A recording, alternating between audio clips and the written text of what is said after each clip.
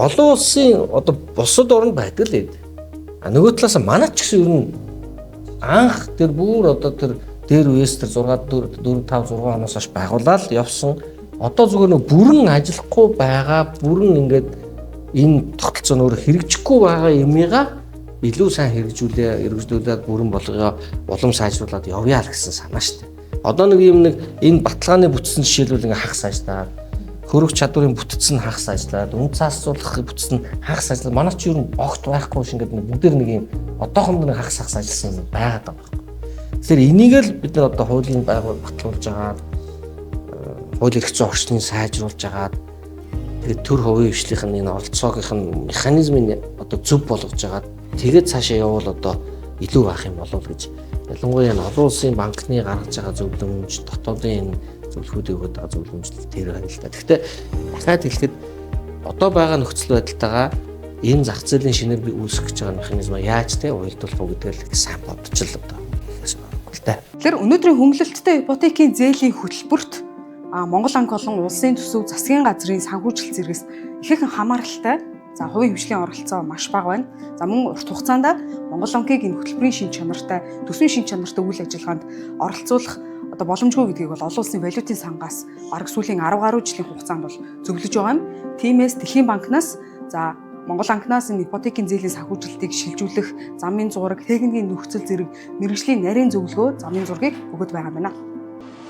Дэлхийн банкнаас өгж байгаа зөвлөмжөд татаас ихтэй, төрийн дэмжлэгтэй, орон сууцны зээлийн загвараас хэн дуртагтай, эрчим хүчний хэмнэлттэй, ялангуяа гэр хорооллын орон сууцчлалтыг дэмжих, зах зээлийн загварт суурилсан санхүүжилтийн тогтолцоонд шилжихийг зөвлөж байгаа юм. Ипотекийн зээлийг дахин санхүүжүүлэх тогтолцоог улам бэхжүүлэх шаардлагатай гэх зөвлөмж өгсөн. Өөрөөр хэлбэл зах зээлийн хүүтийн ипотекийн зээлийг дахин санхүүжүүлэх, хувийн хөрөнгө оруулалтыг татах зорилгоор ипотекийн зээлээр баталгаажсан үн цаас гаргах төрийн дэмжлэг зайлшгүй хэрэгтэй гэж үзэж байна.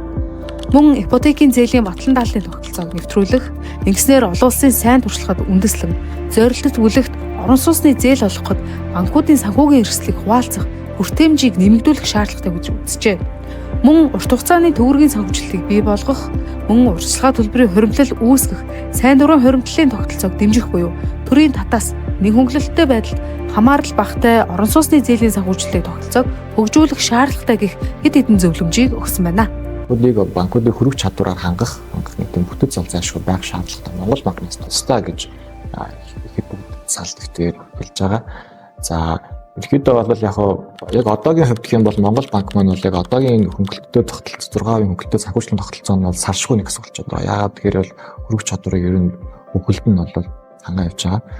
Тэгэхээр бол гинт одоо огцом шилжих боломжтой таарах байх. Тэгэхээр яг доктор тэр нөгөө хүлээж авах бүтцэн бэлэн болсны дараа тэрийг одоо баг багаар шилжүүлэх болов гэж харж байна. За ер нь талууд бол банкуудын банк байна гэж ярьж байгаа. За өмнө нь бол орон сууц санхүүжилтийн корпорац Солонгосын загвартай адилхан гэж харж байгаа. Одоогийн байдлаар шинэ бүтцэн Монгол банкны ипотекийн татаастай хөтөлбөрийг цаашд үргэлжлүүлэх чиг үүрэгтэй байх ба энэ шинэ бүтцэн арилжааны банкуудын урт хугацааны хөрөх чадварыг хангах болон ипотекийн зээлд баталгаа гаргах чиг үүрэгтэй байхаар дотоод болон гадаадын судлаачдын судалгааны ажил явагдаж байгаа.